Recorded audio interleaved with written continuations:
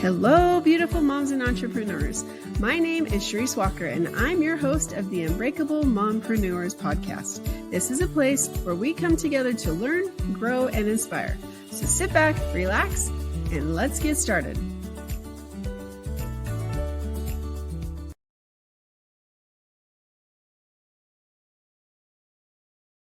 Hello, Unbreakable Mompreneurs. My name is Charisse Walker, your host, and today I'm here with Shilpi Zalani. And she is a certified coach, which she's been in your shoes. So if you're looking to start a business or you're not quite sure what to do, but you want to do something and you're a mom, then today is your day. And so without further ado, Shilpi, why don't you introduce yourself to our audience? Yes, hi Charisse. So lovely talking to you. Thank you so much for having me. I'm so excited to be here. So my name is Shilpi Zalani, and I'm a certified high performance coach and mentor. And more than that, I'm really a mom of two. And I've been on both sides of the struggle, the corporate grind and the quest for freedom. Yes. Okay, so let's talk about that. Because you were in the corporate setting for a little while. And so what made you decide to make the shift and did you cut cold turkey or did you transition into it? Yeah, so let's go back, right? Really where I come from and a bit of my background to make you understand why I'm doing what I'm doing. So I was born in India and raised in Malaysia, and I come from very culturally conservative background, if you will, where women were primarily expected to be housewives. And I became the first woman in my extended family to earn a degree and start working. So when I got married and moved to the US on a dependent visa, I suddenly couldn't work. And for the first time, I felt completely trapped. Eventually I fought my way back. I went to grad school here in the US, started working again in corporate IT, and everything felt like it was finally falling into place. And then I became a mom. And, before kids, I could handle the commute, the overtime, even the gender inequality that comes at work for many women. But once I tried to manage it all, I found myself completely burnt out. Mm-hmm. And then the mom guilt, right? It really hit hard. So I still remember there was one night after a long day, and my little one, I think she was 3 or 4 at that time, and she said to me, "Mama, I miss you. Why do you have to work?" That moment completely broke me, right? And, I know you're a mom too, so I'm sure you can relate. I realized that I didn't want to choose between my career and my family. So I took a leap of faith and started my first business. And over time, I built and sold multiple six-figure businesses. And that gave me the freedom that I was really searching for. Now, through my program, it's called From 9 to Thrive. I help ambitious working moms build businesses that fit their lives instead of running them. Because too many of us are really stuck in careers that demand everything from us but give us so little flexibility. Mm-hmm. Yeah. Okay, I want to unpack that for a little. So you've built and you've sold multiple six-figure businesses. And I was listening to something yesterday, I was watching, and he built like 150 funnels. It was Russell Brunson before his one took off, right? Yeah. So he's like, we thought that this was going to be the thing. And it was like UW pants, like underwear pants. I never even saw the light of day.com. Yeah. And so what I'd love to hear though, is that you built it, you took it where it needed to be, and then you sold it. So let's talk about that. Like what type of businesses did you do? They were very traditional brick and mortar businesses. So my first business was actually an after school. It had a 5-minute commute. I could have my kids there with me. I was serving the elementary school students. So my kids were really young at that time. And, it wasn't an opportunity. I mean, I don't come from a business family. So it's not like I knew what kind of business I should go for or whatever. This happened to actually fall into my lap. My daughter used to go to a preschool, and the owner of the preschool asked me if, I'd be interested in opening up the after school in the area we had just moved into. Initially, I was like, working with kids. I mean, it's one thing to work with your own kids or be with your kids, but then to be responsible for so many, I wasn't sure if it was for me. I mean, coming from corporate IT and everything as well, I was like, but then again, like I said, there wasn't a commute. There was, I could be with my kids. It almost felt too good to be true. At least it was worth trying. So I did take that leap of faith. It was very scary, a lot of fear, right? Like, fear of the unknown, fear of the risk that we'd have to take and everything. Started off that after school, and then it went on to become the number one after school in the area. and I sold it in about 4 years or so. I'm big on alignment. I didn't realize it back then, but I felt like at that time of my life, that worked perfectly for me because my kids were young and everything, and it worked perfectly. But then as, the kids were getting older, my older one was in fifth grade or going into sixth, I felt like she didn't want to always be in the after school. She was growing out of it. So I'm like, okay, this is a good time to sell and move on to whatever's coming next.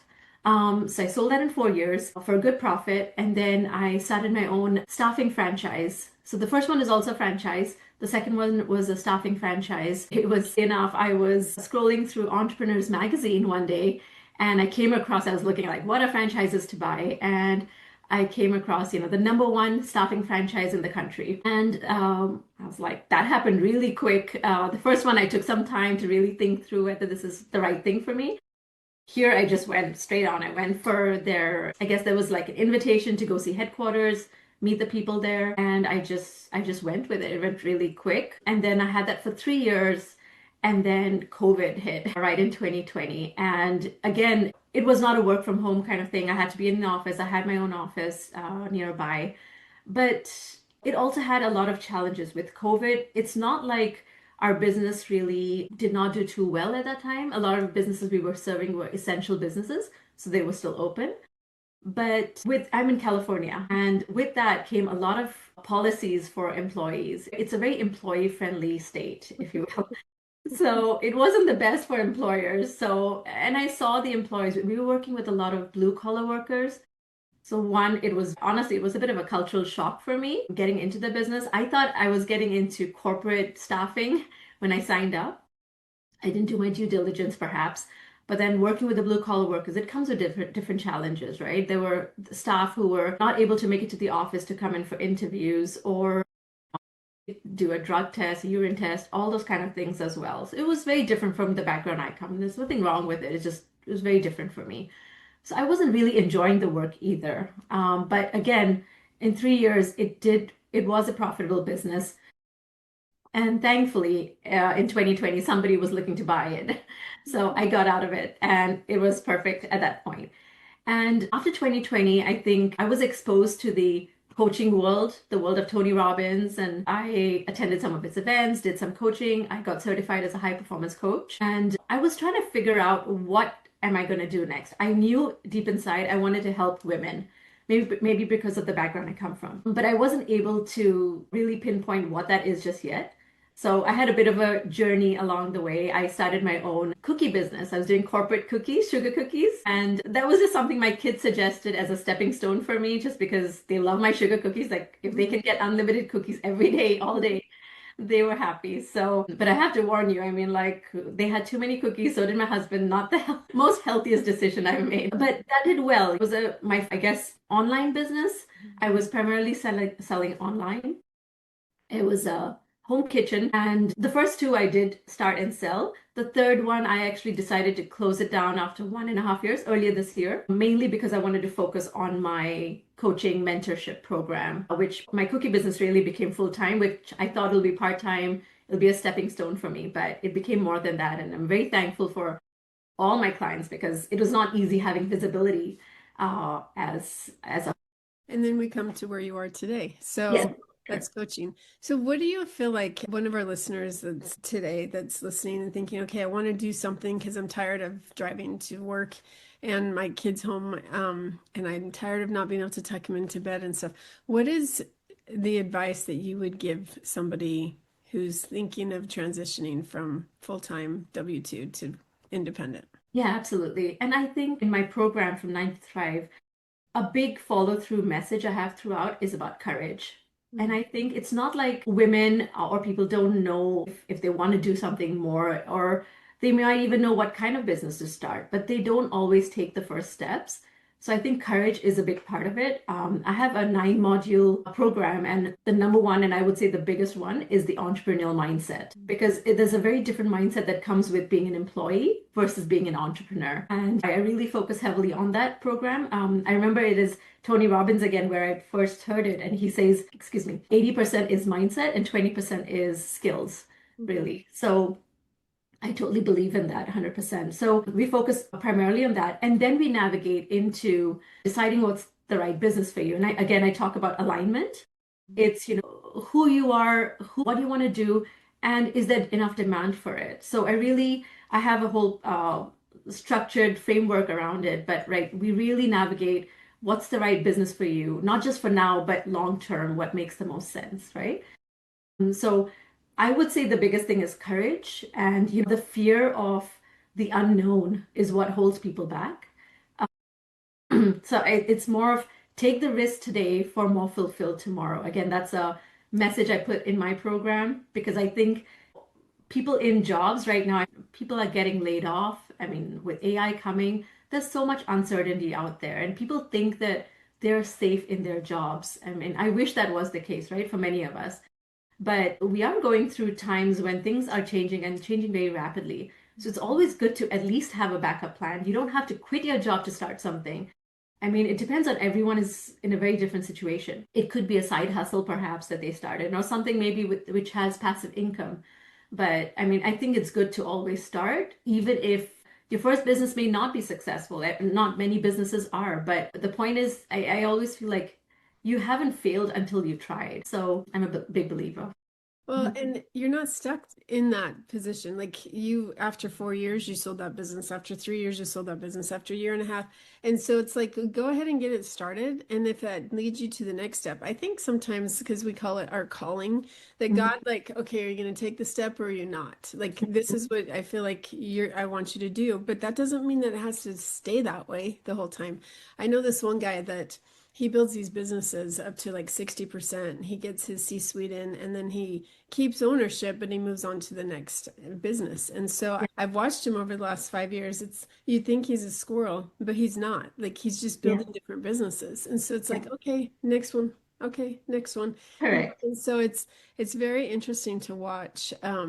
And that's the thing I think for because I've been like launching a business that it's kind of under wraps, but like, okay, I've got to actually start moving on this. And so for me, it's like, okay, on this one business that I'm doing, I need to get to this point today and I need to get to this point. So Mhm. even if it's like 15, 20, 30 minutes, at least you're taking the progression and moving towards it. Because before you know it, like I remember 3 years ago till today, I'm like, wait a second, I should have had this already taken care of or this done. Mhm.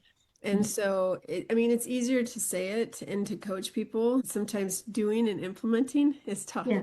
Absolutely. Again, I go back to people know they want the change. But then without the action, I mean, clarity comes with action. And so many people just want to have that clarity before they even start, right? So Yeah.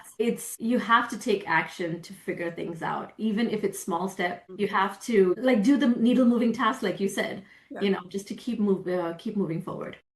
And you hire a coach because they keep you accountable, right? Because if Exactly. you're supposed to be meeting with them next week or tomorrow and you're like, oh shoot, I haven't done that yet today. I got to get it done. Like Mhm. it pushes you in a good way because you have accountability. If you don't have an accountability to anybody, it is very easy to not do anything ever. Absolutely. Yeah. As an entrepreneur, it's so lonely, Yeah. honestly, Mhm. unless you have a big team and whatever not. I think, and even if you have a team, you need to have accountability. Your staff may not be your accountability partner. Yeah. So I totally agree that having a coach is really critical. I realized that much later in my life. Like I said, beyond 2020 is when I was exposed to the coaching world. And I realized the importance of it. And I help my clients work through it. Like my program, I mean, the way I structured initially, I was going to have like a self-paced course and try and, just do it that way. But I built a coaching program. It has a self-paced course inside, but it's really the hand holding along the way. It's built, I mean, I built it because that's something I wish I had when I first started my entrepreneurship journey. And I think it's the accountability, it's the hand holding, it's the guidance, and it speeds up the process as well, right? Like trying to figure everything out on your own, having a coach and mentor can really speed up some of the processes just to get to where you want to be, at least. I love that. So Yeah. true. Okay, so it's Nine to Thrive, right? Correct. Yes. That's such a catchy. How'd you come up with that title? I don't know. I think it was a play on like from 9 to 5. And like really, I was initially just working, thinking of serving the working women crowd. But really, what I've learned along the way is it's not just the working women that are looking for something like this, right? It's even the stay-at-home moms. who want to have something. So it's a play on word. I mean, it can be from a 9 to 5 job to a business. It can also be like you can be in a job and thrive as well. So there's various ways to go about it, but I kind of liked it. I No, liked I it. love it. It's great. Okay, so let's switch gears because time's almost up. Let's talk about motherhood. Okay. Mhm. You talked about how it kind of everything changed because working overtime, doing different things. Like last night, I'm working on this house of ours. I'm so tired of it. And my husband took my daughter home because it was bedtime. And so as I'm driving home a couple hours later, they're like, Mom, when are you going to be home? I'm like, oh, I'm on my way. How long? 25 minutes. And oh, Oh, and I mean, it's 10 o'clock, right? They should have already been asleep by now. And so I think that sometimes the juggling part is really tough. Like when I brought my daughter, I had her help me with some stuff. She's like, Mom, I hate your job. And I'm like, no, that's not what you're supposed to do, or that's not how you're supposed to feel. Like this gives us the freedom to go do stuff. But from a kid's perspective, like steaming the paint off tile floor isn't fun to them after a while. And I get it, it's not. So as a mom, like when you started the entrepreneurial journey, what advice would you give a new mom? Say that she's 9 months pregnant, brand new mom, and you get talking to her and she's wanting to start this business. What advice, now that you've been through it, would you give her? well, I would say, try and step into the discomfort. Start with small habits of making yourself feel uncomfortable and take those risks. Again, I think there's, like you said, as a mom, we're juggling so many things, right? Like, even if you have a supporting partner at home, I think juggling between the chef, the cook, the cleaner, trying to have a career, trying to be, the best mom and daughter-in-law, everything you're trying to do, right? And I think, there are so many women who don't prioritize self-care, who don't, I think there's nearly 10 million women or working moms who suffer from burnout. And, I think, and it's because women are, I think primarily experience more burnout than men because of the unequal demands placed on us and, at work and at home. I think that mom guilt is something that's very real. So, yeah, we carry mom guilt, that constant nagging feeling that we're not giving our kids enough time, enough attention. And then on top of that, a lot of us, I don't know about you, Charisse, but like we get those pointed questions like, why are you not there for your kids? Or why are you, if you're working, then, why are you not cooking for your kids? And if you're a stay-at-home mom, then why aren't you contributing to the household? So there's always something that's pulling us in all ways, right? Physically, emotionally, mentally, right? So I think it's not just personal, it's cultural, it's societal, it's generational almost. And we're fulfilling so many roles that are defined for us long before we ever had a say, right? So I think we're expected to be everything to everyone without complaining about it. So again, I think for that mom, I would say that try and prioritize yourself. What do you really want in life, right? Because one day your kids are going to grow up and go off to college, right? And then you'll be thinking to yourself, what did I do with my life? Or even if, you feel like you had a really fulfilling life with the kids at home, what are you going to do now? You want to feel productive because I truly believe that if you're not growing, you're dying inside. So you have to keep that personal growth inside of you in whatever way possible. I am not, against being a stay-at-home mom or a housewife or anything. I come from a family where my mom, my sister, everyone is a stay-at-home mom. But I also do believe that, there is more to us, more we can contribute towards. And truly, it's all about fulfillment, right? What fulfills you 110%. So that's what I would say. I don't know if that answered your question. It does. And I think that that's something, I don't know why I always get these royal feeds with Prince William, King. I don't know. And this will air a couple months later, but it's interesting to watch because I guess William and his dad aren't speaking, the King, Charles. Yeah. And because William came out and said, I want my children to have a stable life. I want them to be able to be kids and to feel secure and not have to feel like they have to do this, this, and this. And that's a good thing. And if you as a mom are not feeling fulfilled, if you're not feeling like being a stay-at-home mom, it is a hard job. It's a Dangerous full-time job, more job. than that. Like if I were to stay at home, did nothing else, like my house would be spotless. I would be that mom that I always wanted to be, right? But as I start to do that, I find myself like, okay, I need interaction with adults, or I need this and this, or I need to feel like I've accomplished something. Yeah. And part of it was like from 19 to 35, I was the breadwinner. I didn't get to be that mom because of the circumstances with my first husband. And so I'm now not used to relying on other people. And I want to be able to say, I'm making this money. And so I think, there's all these mental things, but I think for every single person, it's different. And for you to compare yourself to somebody else, you can't do that. Like you have to make sure that you're happy, because the most important thing is you want to be happy so that your kids see that you're happy, so that they can believe that they can be happy, You can't pour from an empty cup, Yeah. So I agree. Totally agree. Yeah. Great advice. Okay. So if our listeners wanted to get a hold of you or coach with you, how would they do that? Yes. So first of all, thank you so much, Charisse. It's been incredible and I love chatting with you. But if you'd like to connect, you can find me on Instagram at Shilpi Zalani, or visit my website at shilpizalani.com. And if you're a mom who's dreaming of starting a freedom-based business, I'd love to help you map out your next goals. And you can book a free strategy session with me on my website. And I'm actually starting a new beta coaching program. It's for about 4 weeks. So, just DM me on Instagram or my website, and I'd be happy to connect and then sign you up for that. Thanks. And it's SHILPI for the listeners, and ZALANI. That is correct. Yeah. Thank you so much. All right. Well, thank you so much for being on. Lovely chatting with you. And Unbreakable Moms, it is time to thrive. So if you're in a 9 to 5 and you want to get out of that, or if you want to thrive in your current one, but you're wanting to do a side hustle as well, then reach out to Shilpi, because she has built the businesses, she's sold the businesses, she knows what she's talking about. So if you like this, please subscribe and share, and go out and make it a great day. Beautiful moms, remember, you are unbreakable. Keep illuminating the world with your strength, pursuing your dreams, and reveling in the splendor of motherhood. This is Charisse Walker, bidding you farewell for now. Stay tuned for more empowering conversations on the next episode of the Unbreakable Mompreneurs podcast. Until then, keep shining bright. Signing off with love, Charisse Walker.